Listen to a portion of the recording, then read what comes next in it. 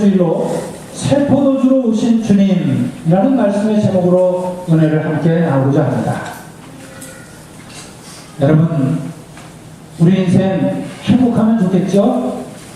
항상 즐거우면 좋겠죠? 그래서 초상집보다는 잔치집처럼 항상 행복하고 기쁨이 넘치고 먹을거리도 풍성하면 좋겠지요. 그렇지요? 네. 대답 안 하신 분은 그대로 될지도 모릅니다. 대답 안 한 대로. 그러니까 좋겠지요? 네. 그렇습니다. 여러분, 그럴 때 대답하세요. 말이 씨가 된다는 말이 있지 않습니까? 네. 항상 풍성한 잔치집처럼 우리 인생이 그렇게 풀릴 것입니다. 네. 그런 말 있어요. 자, 여러분, 풍성하고 좋은 계절, 추석이 되면 우리가 뭐라고 그랬습니까? 더도 말고 덜도 말고 한가위만 같아라. 그런데 여러분, 우리 인생이 더도 말고 덜도 말고 잔치집만 같아라. 그럼 얼마나 좋겠습니까? 그렇죠? 네, 그럼 정말 좋겠습니다. 그냥 죽을 때까지 잔치집처럼 항상 즐겁고 풍성하고 같이 하는 사람들이 언제나 행복하고 그러면 좋겠습니다. 네? 아, 그래도요? 네. 아니, 뭐 조금씩, 주인은 조금씩 들어가서 쉬었다가 또 나오면 되죠. 뭐. 계속 잔치하라 그러고. 네. 오늘 가나에 혼인잔치가 벌어졌습니다. 그 잔치에 예수님의 어머니도, 그리고 예수님도 제자들과 함께 초대를 받고 참석을 하고 있습니다. 여러분, 오늘 저는 이 설교 말씀을 드리면서 과연 나의 인생 잔치에 예수님을 초대하고 계신지 여러분에게 한번 생각해 보시라고 말씀을 드리고 싶습니다. 예수님이 나의 잔치에 함께 하셔서 정말 나도 즐겁고 예수님도 기뻐하시는지 하는 것을 생각해 보자는 이야기입니다. 여러분, 가나의 혼인잔치는 굉장히 유명한 잔치죠. 네, 2000년 동안 크리스천 치고 가나의 혼인잔치 보는 사람 없습니다. 특히 술 드시는 분이 제일 좋아하는 잔치가 가나의 혼인잔치죠. 왜냐하면 예수님이 기적을 행하셨거든요. 자, 보시죠. 이 가나의 혼인잔치가 열렸는데 사람들이 흥겹게 포도주를 마시면서 흥겹게 잔치를 하고 있습니다. 그런데 그만 도중에 잔치도 안 끝나고 흥이 막 흥겹게 올라가고 있는데 포도주가 또 하고 떨어졌습니다. 여러분, 유다인들에게, 유대민족에게 포도주는요, 잔치와 기쁨의 상징입니다. 아마 우리 옛날 잔치 같으면 막걸리 같은 거겠죠? 그렇겠죠. 잔치와 기쁨의 상징인 포도주. 포도주가 떨어지면 잔치집이 엉망이 됩니다. 아니, 잔치가 깨지고 마는 것이죠. 여러분, 우리 인생을 잔치집에 비유했습니다. 여러분, 우리 인생에서도 만약에 포도주가 떨어진다면, 우리에게 기쁨과 흥겨움이 떨어진다면 인생이 재밌겠습니까? 인생이 얼마나 따분하고 지루하고 힘들겠습니까? 오늘 이사야서 선지자는 포도주가 떨어진 비유를 이사야서는 이렇게 들고 있습니다. 버림받은 여자, 그리고 소박대기. 이사야서 60장 4절 말씀에 보면 예루살렘을 가리켜서 버림받은 여자라고 소박대기라고 하는 그런 표현을 쓰고 있습니다. 여러분, 성경에, 특히 구약 성경에 보면요, 이스라엘 민족, 이 나라를요, 여성에 비유하고 있습니다. 여성형. 여러분, 영어에도 여성형이 있고 남성형이 있는 것처럼 민족, 국가, 나라 이런 거는요 여성형입니다. 그래서 여기서 버림받은 여자는 이스라엘을 가리켜요. 소박대기 여인, 이스라엘을 가리키고 있습니다. 그럼 이스라엘이 왜 소박을 맞았습니까? 왜 버림받은 여자가 됐습니까? 바로 이사야 선지자가 나왔을 때 이스라엘 민족은요, 저 멀리 떨어진 바빌로니아에 전쟁에서 나라를 빼앗겨가지고 수만 명이 굴비었기듯 끌려갔습니다. 그래서 포로가 되었습니다. 그래서 포로 신세가 된 이스라엘 백성들을 구약 이사야는 뭐라고 표현했다고요? 소박맞은 여자, 버림받은 여자, 소박대기라고 표현하고 있다는 것입니다. 이스라엘의 포로 경험이 이렇게 큰 아픔이 아닐 수 없는 것입니다. 여러분, 이제 나 자신을, 우리 자신을 한번 돌이켜볼까요? 여러분, 우리의 삶 가운데는 깨어진 게 없습니까? 흥겹던 포도주 잔치처럼 흥겹다가 어느 날 갑자기 망가지고 깨어지는 것 없습니까? 없을 수 없지요. 갑작스러운 사고, 그래서 인생에 흥겨움이 깨질 수 있습니다.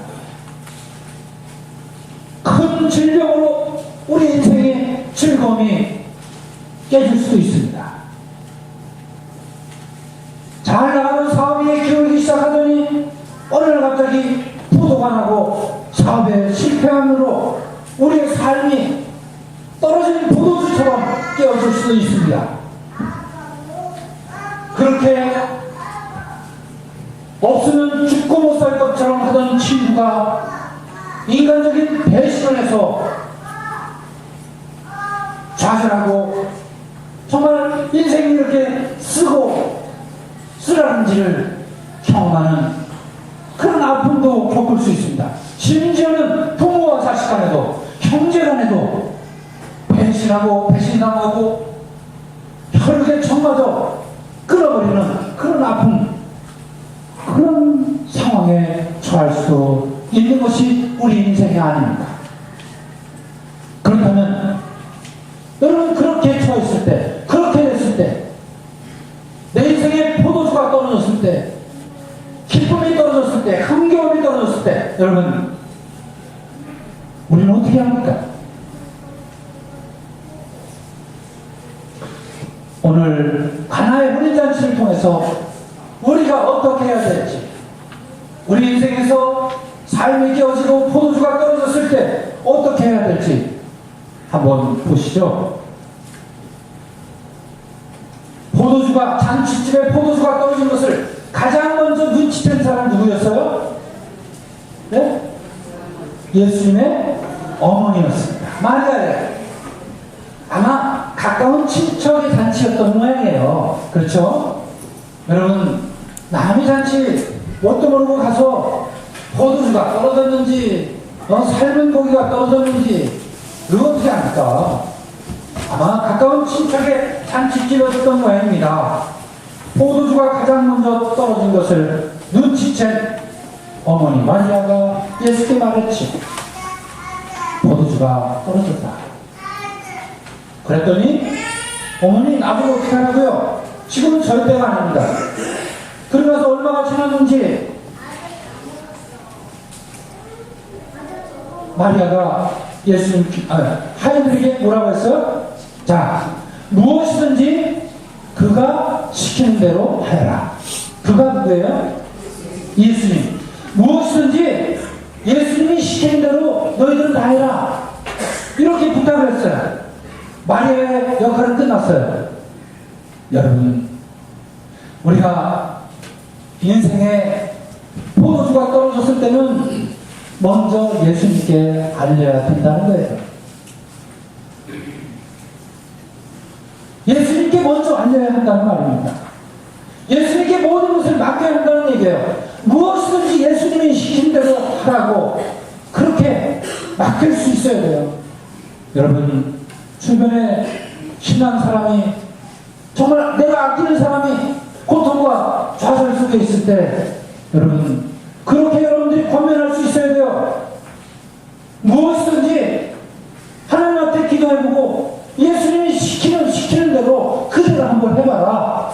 그렇게 권하면 인생에 떨어졌던 포도주가 회복될 줄 믿습니다.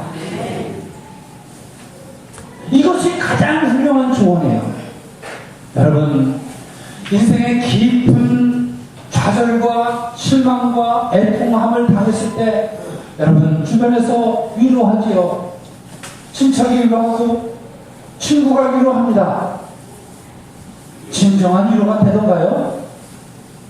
어떤 때는 위로하는 건지 약올리는 건지 뭐 속상해가지고 막 더 부글부글 끓을 때도 있어요. 그렇죠? 그럴 때 그냥 손 붙잡아주고 기도해주고 그러면 되는 겁니다. 그러기에 무엇이든지 예수님이 시키는 대로 하라 라고 그렇게 권면하는 게 최고의 조언인 거예요.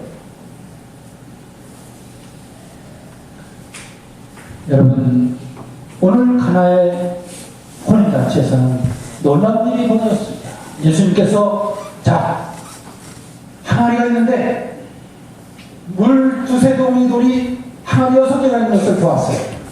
하인들에게 저기다가 물을 다 채워라 이렇게 말씀하시죠.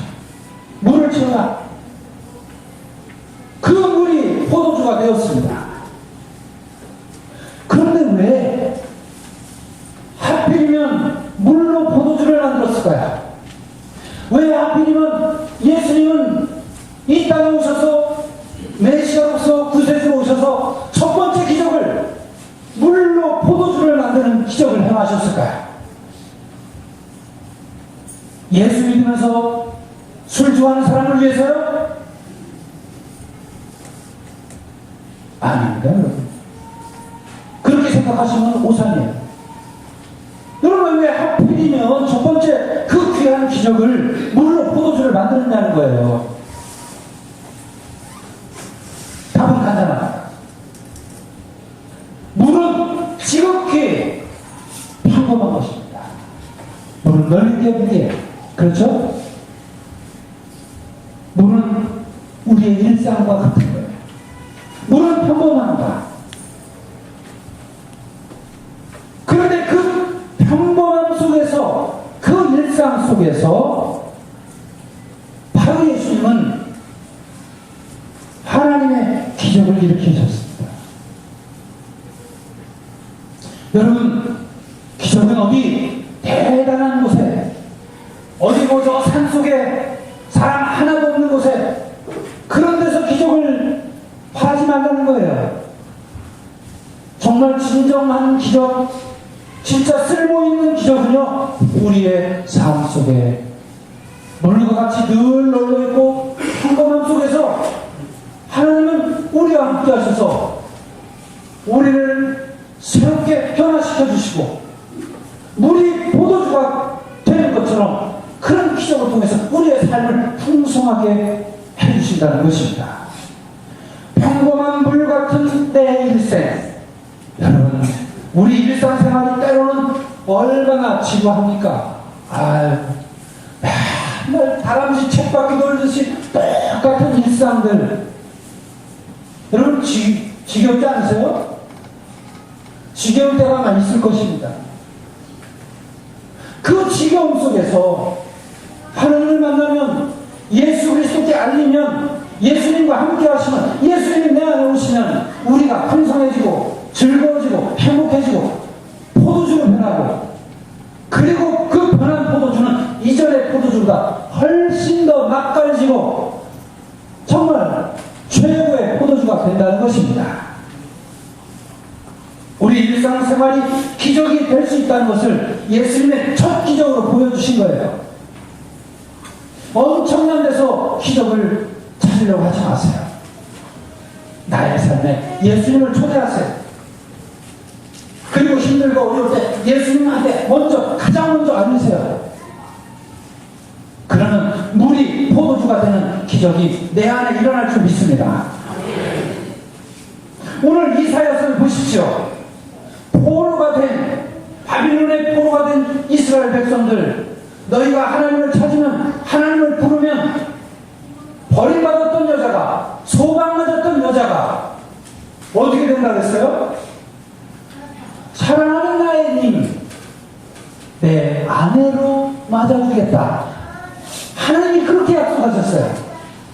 여러분, 버림받았던 여자가 사랑하는 나의 님, 신랑의 신부를 반기듯 하나님께서 너를 반기시리라. 버림받았던 여인이 아내처럼 사랑스러운 나의 님처럼 그렇게 부르리라. 야훼께서 몸소 지어주실 새 이름, 그 이름으로 너를 하나님께서 부르리라. 이것이 바로 깨어진 그릇, 깨어진 나의 삶, 떨어진 포도주가 회복되어서 우리의 삶이 풍성해지고 하나님과 동행하며 하나님의 축복과 은혜로 넘치는 삶으로 거듭나게 되는 것입니다. 사랑하는 교회 여러분, 어디에서 기적을 바라시나요? 더 이상 머뭇거리고 더 이상 두리번거리지 마십시오. 멀리서 찾지 마시고 내 안에서 바로 나의 하나님, 나와 함께 하시면 나의 일생을 새로운 포도주로 만들어주시고 기쁨으로 만들어주시고 청명한 풍성함으로 채워주시는 우리 하나님, 우리 예수님의 놀라우신 기적을 사모하면서 2013년 주님 앞에 한 발짝 한 발짝 퍼나가시는 우리 모두의 삶이 되시기를 주의 이름으로 간절히 축원을 드립니다. 아멘. 성부와 성자와 성령의 이름으로 말씀드렸습니다. 아멘.